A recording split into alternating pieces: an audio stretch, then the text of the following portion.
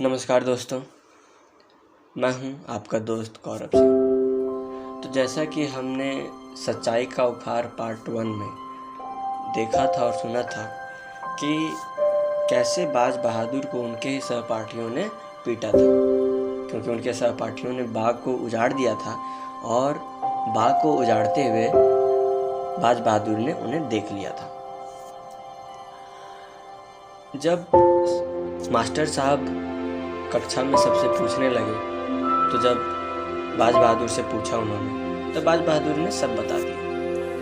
अब इसका उपहार तो बाज बहादुर को मिलना था उनके सहपाठियों के द्वारा।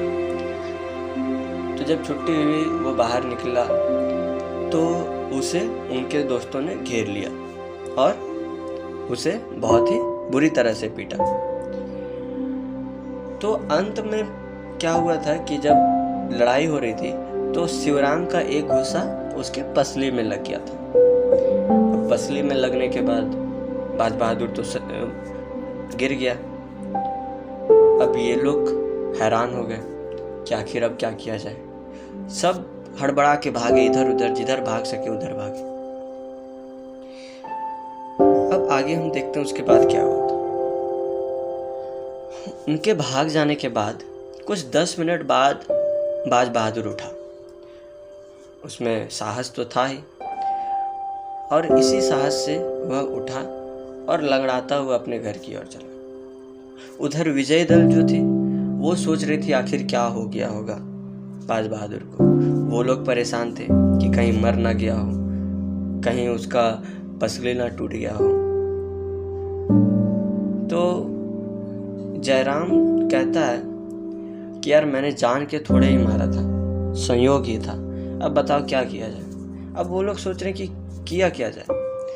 तो जगत जो उसका लीडर था उसने कहा अब क्या किया जाए, अब देखते हैं, चुपचाप बैठे रहो, जो होगा साथ में झेलेंगे।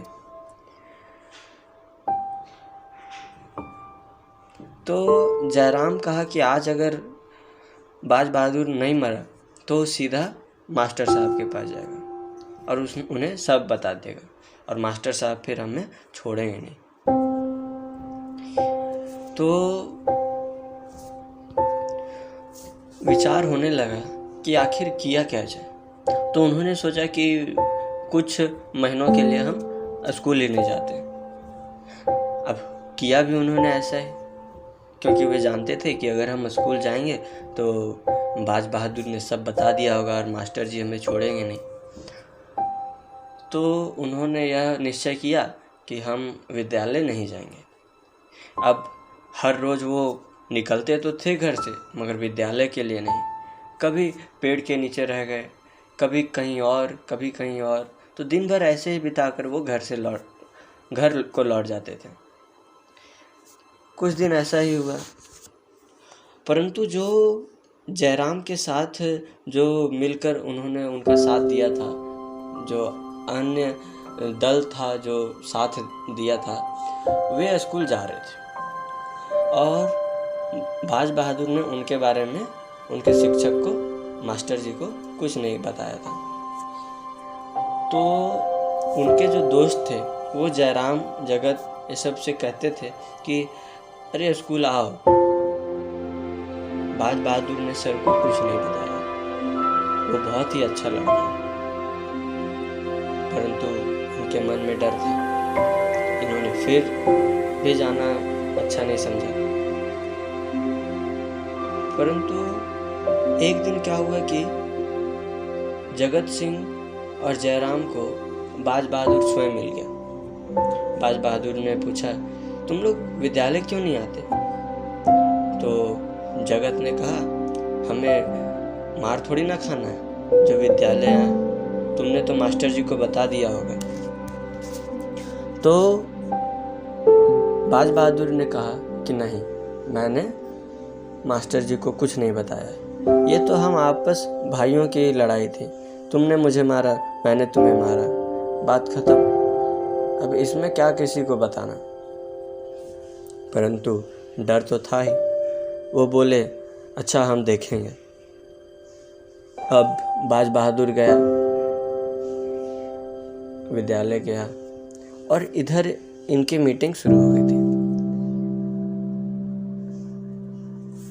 जयराम बोल रहा था कि ये अभी यहाँ अच्छे से बोल रहा है, स्कूल जाने के बाद हमारी पिटाई करवा देगा ये। पर बाज बहादुर ने आश्वस्त कर दिया था कि नहीं, ऐसा कुछ नहीं होगा। तो इसलिए कुछ दिनों बाद, लगभग 5 से 6 दिनों बाद, वे लोग भी मदरसा गए, वे लोग भी विद्यालय गए। विद्यालय जाने के पश्चात जब वे अपने कक्षा में थे तो मास्टर जी आए। अब इनके तो रोंगटे खड़े हो गए कि कहीं बाज बहादुर ने बता ना दिया हो, क्योंकि डर तो था। परंतु जब मास्टर जी आए तो उन्होंने सिर्फ इतना पूछा कि तुम लोग इतने दिनों से आ क्यों नहीं रहे थे। फिर बता दिया कि हमारी तबीयत खराब थी, ऐसा बहाना बनाकर बैठ गए। तो मास्टर साहब ने भी कुछ नहीं किया। तब उन्हें एहसास हुआ कि नहीं, बाज बहादुर सच्चा है, वो सच बोल रहा था, उसने मास्टर साहब को कुछ नहीं बताया है। पूरे मदरसे में यह बात फैल गई और उन तीनों मित्रों ने और उनके सहयोगियों ने एक साथ जमा होकर उसकी बहुत तारीफ की। उनके सहपाठियों ने कहा कि हम तो बहुत ही दिल पर पत्थर रखकर हम आते थे विद्यालय, लेकिन बाज बहादुर अपने बात का धनी था, उसने मास्टर साहब को कुछ नहीं बताया और सब जगह इसकी तारीफ होने लगी। कुछ तो ऐसे भी थे जो इसे भगवान कहने लगे कि ये इंसान है ही नहीं, ये भगवान है। सबने कहा कि चलो उससे माफ़ी मांग लेते हैं। तो जयराम बोला हाँ ज़रूर मांगनी चाहिए, और उन्होंने तुरंत जाकर उससे माफ़ी मांगी और सब मिलकर उसे भगवान मानने लगे थे, उन्हें अपना नेता बना लिया था। बाज बहादुर की आंखें भी भर आई। वो भी बोला कि मैंने तो पहले भी तुम लोगों को अपना भाई समझता था और अब भी वही समझता हूँ। भाइयों के झगड़े में क्षमा कैसी? सब के सब उसके गले मिले। इसकी चर्चा सारे मदरसे में फैल गई। सारा मदरसा बाज बहादुर की पूजा करने लगा। तो इस कहानी से हमें सीख मिलती है कि हमें हमेशा सच्चाई का साथ देना चाहिए, कभी भी सच्चाई का साथ नहीं छोड़ना चाहिए। आपने देखा कि पहले उसे सच्चाई का दंड मिला, तो अब की उसे सच्चाई का उपहार। तो इसलिए हमेशा सच्चाई के साथ रहिए और सच का साथ मत छोड़िए। आगे बढ़ते रहिए, खुश रहिए, समृद्ध रहिए। धन्यवाद। फिर मिलेंगे अगली वीडियो में।